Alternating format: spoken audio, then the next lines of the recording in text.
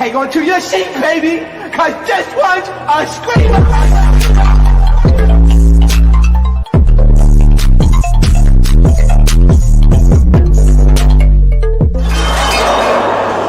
Are you not entertained? Are you not entertained?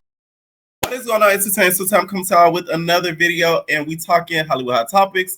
Before I get started, hit that like button, hit that subscribe button. Let me know what y'all think about this video. Okay, this video is a dedication to Drew. You must be delusional. You must be delusional. And that's who was Delulu, whoever made the seating chart. So first I wanted to get into y'all is the reunion seating chart. They're filming the Housewives of Atlanta reunion chart today. And this reunion chart makes no sense whatsoever. Okay? We're going to talk about Brit not being there. Listen, a lot of y'all ran that lady off the platform. Ain't that crazy? Y'all said, bow, and she up out of there. Okay? I told y'all that was going to happen. Told you. Now, first, let's start with the seating chart. We have to the left, Portia, next to her, Phaedra, and then Cynthia. And then we have to the right, Shamia, Angela, Kelly, and then Drew. First of all, y'all gonna stop playing on Drew top. I'm sick of people playing on Drew top on this show. Like, Drew, you need to gain some cojones and start cussing people out. Because you being nice and an actress and being, it's not working. Because clearly they don't respect you. Why are you at the bottom of the totem pole at the end of the couch as if you did not just open up your whole life? Let us know that your ex-husband is living in a basement and all of these things that he's been doing to you, all the things you've done to him, you being accused of cheating with another housewife's baby daddy, you being accused of lying about multiple things, and you can't get the first seat in the couch? It's despicable to me. And it's insulting. Andy, you need to do better.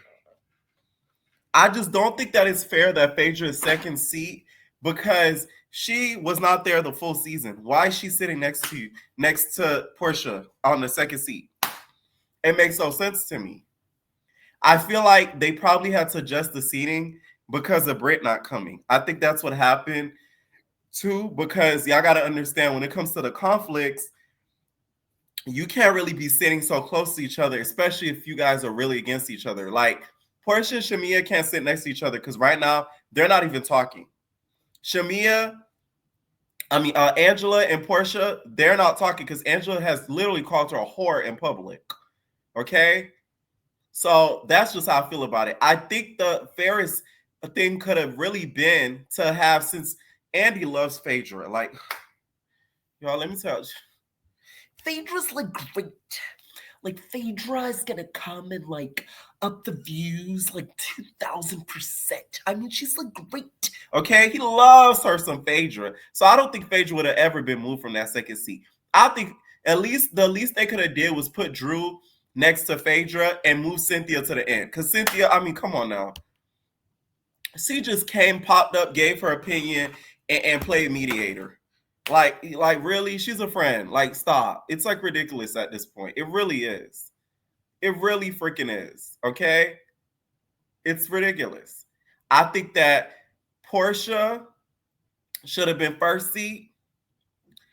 Drew should have been the other side of the first seat. I don't think Shamia should have gotten that other first seat. I'm sorry. And the reason why I say this is because I feel as if Drew showed the entirety of her life versus Shamia. Shamia's husband doesn't really want to film like that, so I understand that. Portia really didn't bring anything to the season, but once again, Portia's the big name, so that's why they always keep her first seat versus some of the other girls. So to me, it should have been Portia, Drew next to Shamia, and then Angela next to Shamia, and then Kelly on the end, and then it should have been, on the other side, where it's kept how it is. Portia, Phaedra, and Cynthia. That to me would have been the fairest assessment to do it all. Although I know Drew and Shamia have beef, I don't think it's that deep, to be honest, versus her and Portia, because her and Portia involves their mom. Okay? Let's talk Brit not coming.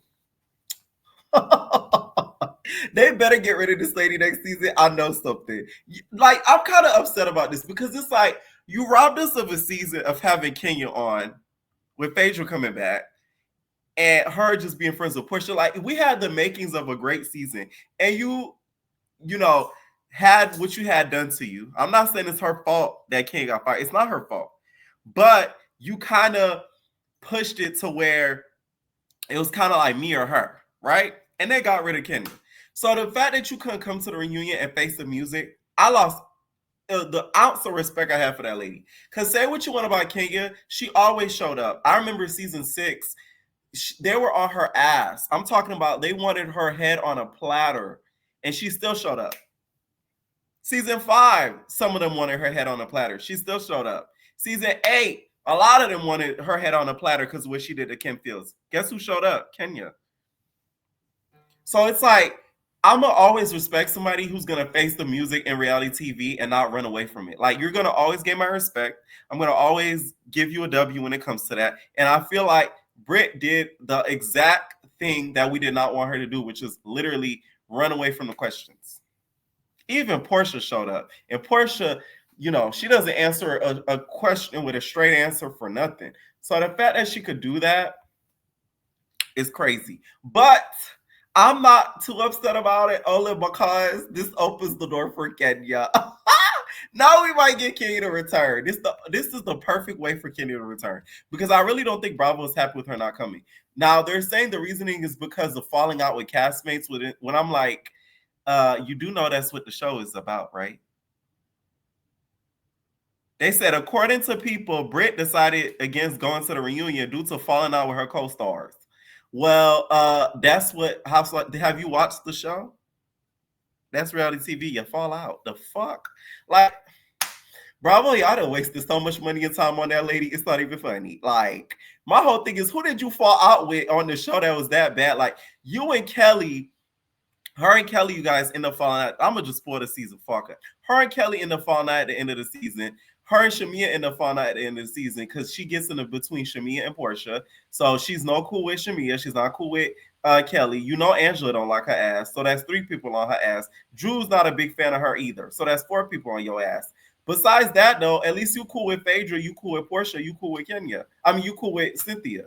So it's not, you would have had a partial alliance. So I just don't get the point of you not showing up. I really think that the reason why she didn't show up is because she didn't want to ask questions about her past and her allegedly escorting. I think she did not want to be asked that or face the music when it comes to that. I don't think it had anything to do with any co-star falling out. Because the same people you're not cool with, you weren't cool with filming the show.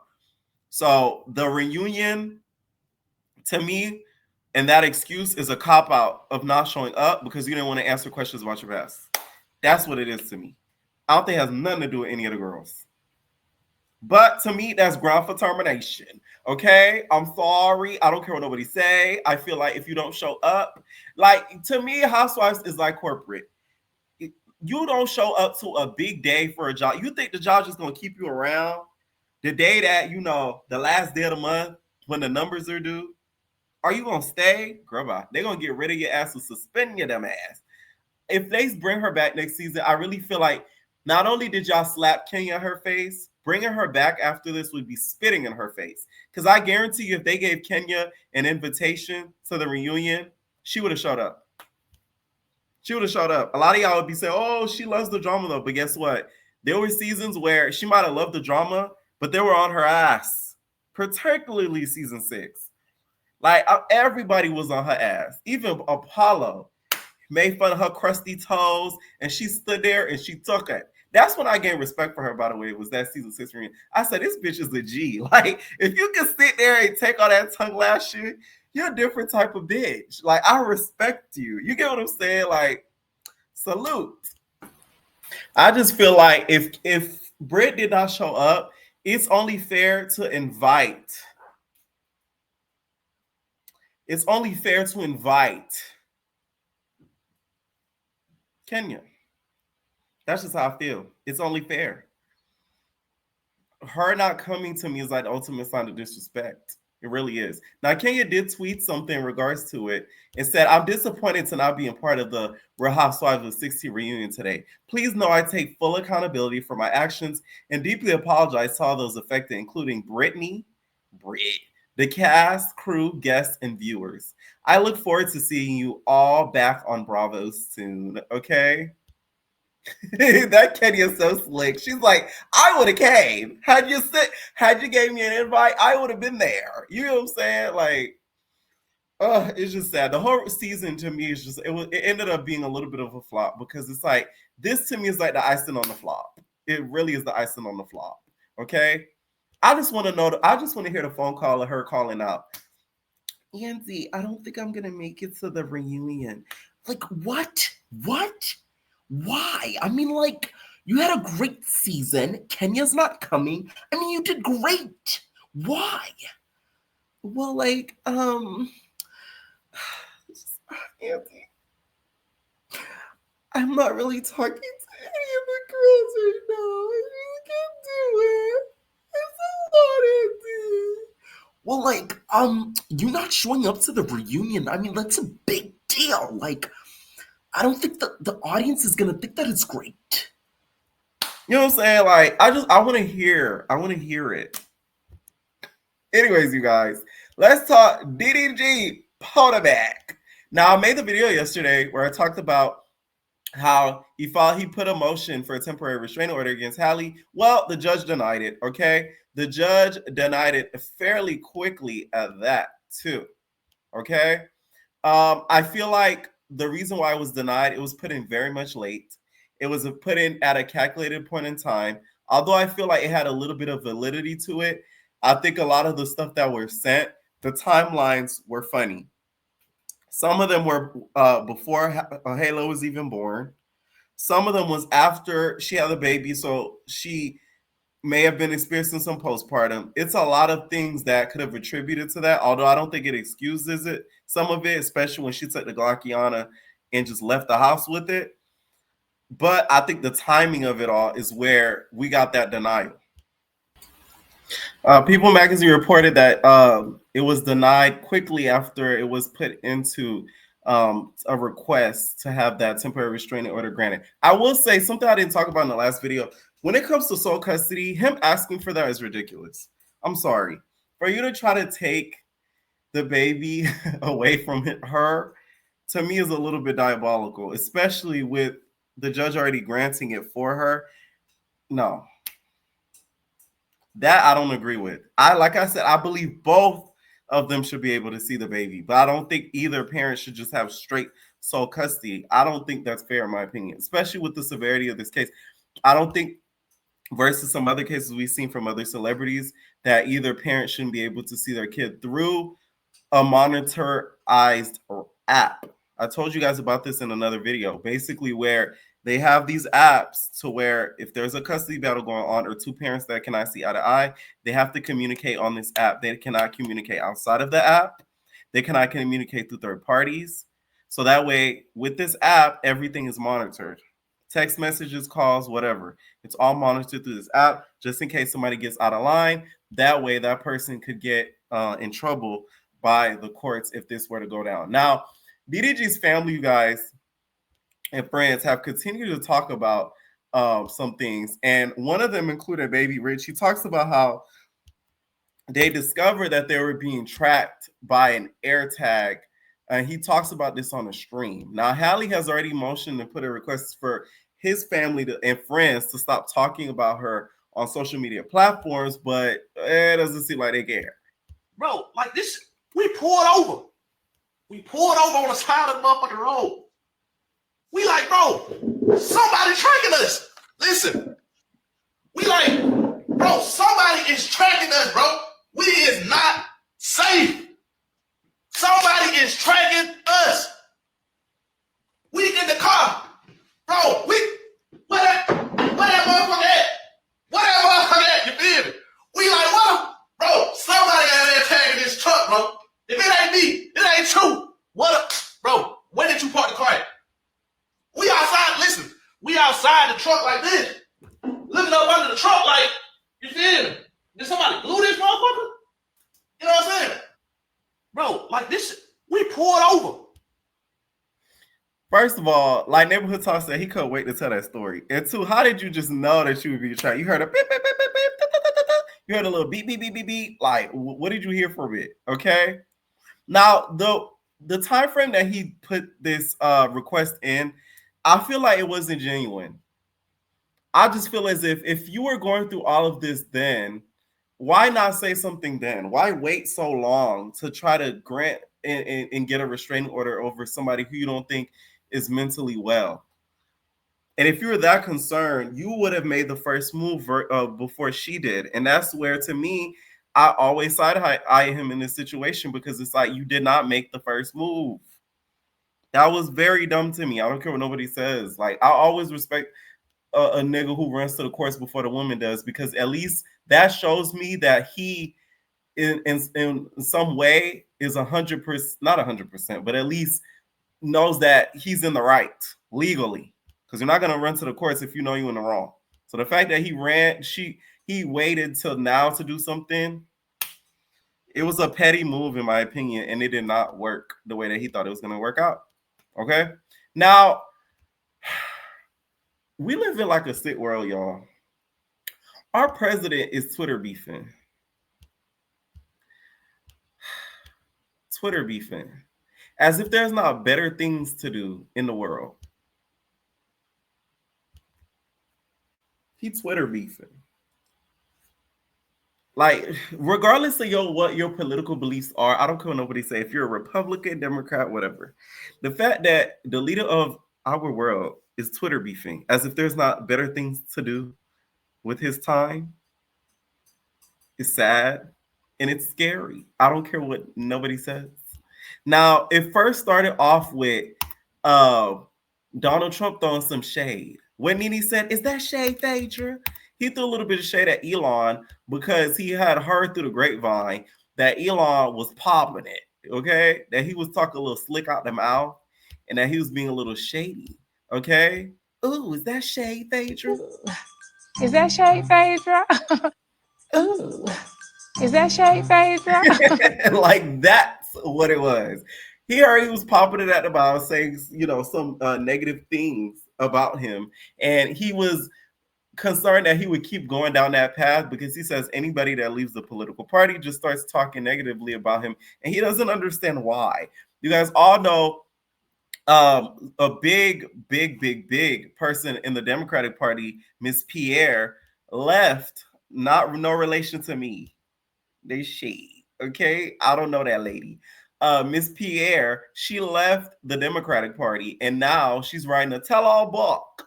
And now she's also saying that she's no longer Democrat or Republican whatsoever. Okay? So at the end of this, to me, I felt like she was kind of shading Ms. Jean Pierre. Problem until right after he left. And if you saw the statements he made about me, which I'm sure you can get very easily, it's very fresh on tape.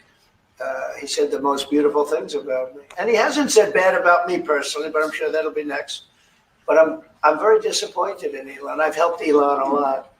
A lot of good things are happening in this room. And I'll tell you, he's not the first.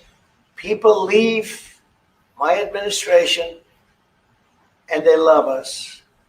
And then at some point they miss it so badly. And some of them embrace it and some of them actually become hostile.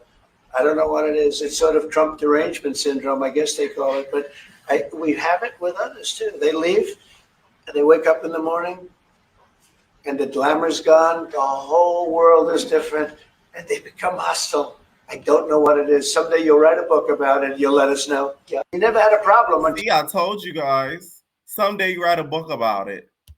Ooh. Is that shade, Phaedra? Ooh. Is that shade, Phaedra? That's what it gives. Because what you trying to say, you get what I'm saying? You talking about Miss Jean Pierre, who left the Democratic Party. That's what it gives to me. Okay. Now, he went on and tweeted this, Elon did, and said, "Without me, Trump would have lost the elections. Democrats would control the House and the Republicans would be 51-49 in the Senate." Such ingratitude. Okay. I could have pictured this coming from a million miles away. Elon is not to be trusted. I feel like he went in and worked with him. I know we don't really talk politics on here, but I'm gonna give my opinion because I really don't give a fuck. I feel like he went in to work with Trump in order to gain some governmental information and to use it to his advantage. I feel like he used Trump for all that he's worth, and Trump is such an egotistical bastard that the moment he got his ego stroked and was getting all these compliments and saw somebody of a high figure willing and welcoming to work with him, when all these people were against him, he was more than happy to oblige. And that's exactly what he gets. So this is nothing but karma to him. Now, where it gets a little dirty, though, is where he starts to bring out the Epstein list. Now, this, everybody has wanted to be revealed, the Epstein list, and said, time to really drop the big bomb. At Donald Trump is in the Epstein files. That is the real reason they have not been made public. Have a nice day. He's such a punk. Have a nice day. Mark this post for the future. The truth will come out. At this point, the list is never going to come out. The files are never going to come out because if his name is on it, I can guarantee you those files will never make the light of day because that is one of the most powerful people in the world right now. So imagine who else is on that list. And I don't like Mr. Epstein because your bitch ass will never get mob wives back. Y'all didn't know that? Y'all probably wondering what? Y'all, basically, the Weinstein Company is a production company that was made by Jeffrey Epstein, right? And he, helped produce mob wives. So because of him helping producing mob wives, he's listed on one of the credits, the Weinstein Company. The show ended, of course, after Big Ange died. They tried to revamp it back, but once again, one of the producers and the credit list on the show was the Weinstein Company. So they're having a hard time bringing mob wives back because of the ties to the Epstein case. So there's that. If y'all ever wonder why we're not getting mob wives back, like that didn't help it at all. Don't get me wrong. I feel like they could find a way kind of around it, but that being attached to it, I think has made producers like, we're not going to deal with that. All right, so let's talk the Next Gen NYC. I did watch it, the show. Oh my God. I think it was good. I know a lot of people are like, oh, it's boring. Is that look, y'all so used to watching things that get dramatic from the beginning, that's inorganic.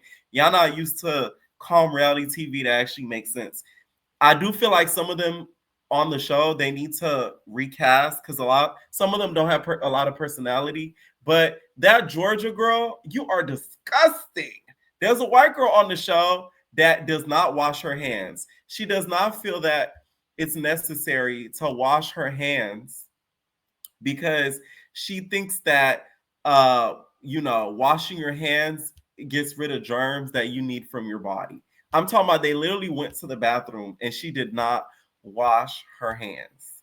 Riley called her out on it and she got offended because she felt like, why are you questioning me about me washing my hands? It's my body, my choice. Lady, that refers to your vagina. It don't got nothing to do with you washing your hands. You nasty bastard. Like, they put the sign, wash your hands, please, for a reason. Come on now. Like, that was crazy to me. Also, because of this show, we found out that Kim Zolciak was also taking money from her daughter. You talking about my daughter? I thought Cashmere sold 1 million. I remember that. Cashier sold 1 million. Apparently it didn't. The daughter talked about on the show how, like, basically Kim took all of her money without her knowledge and that nobody was honest or transparent. And she said she actually had no idea where it went. Okay. I'm not gonna lie. I know Kim is cussing her out as we speak because imagine exposing your mama T on TV. Like, oh.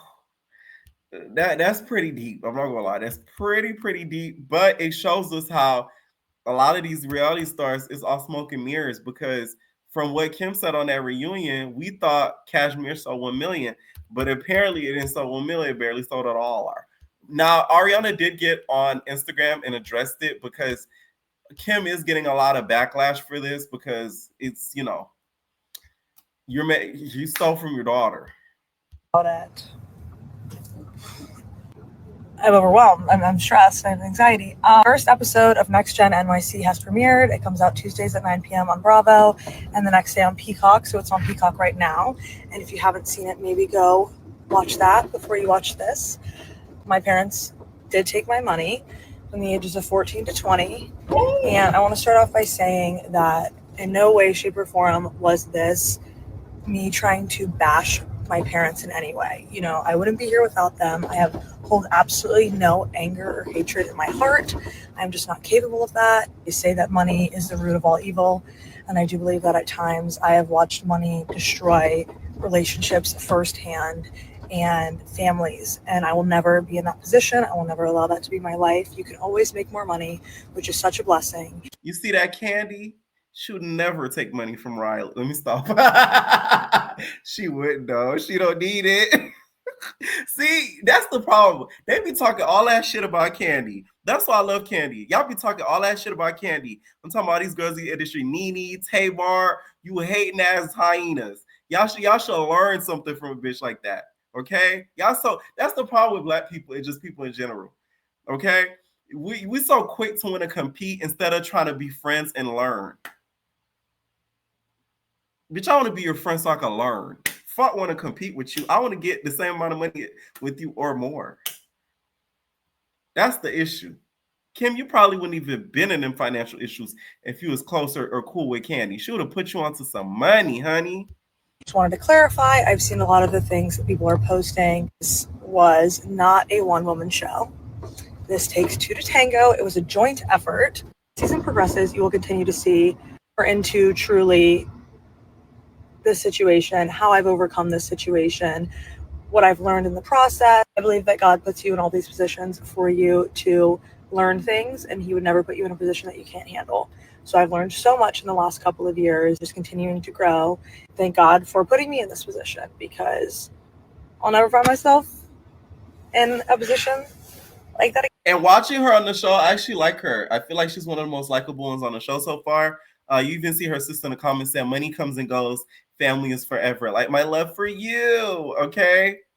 I hope that Kim, though, watches the show and doesn't punish her for saying it like that, because it is her truth. Like, what the hell? You know what I'm saying? And Georgia, wash your hands. Besides that, though, that guy, the Charlie guy, I saw, mind you, on the 7th. Hey!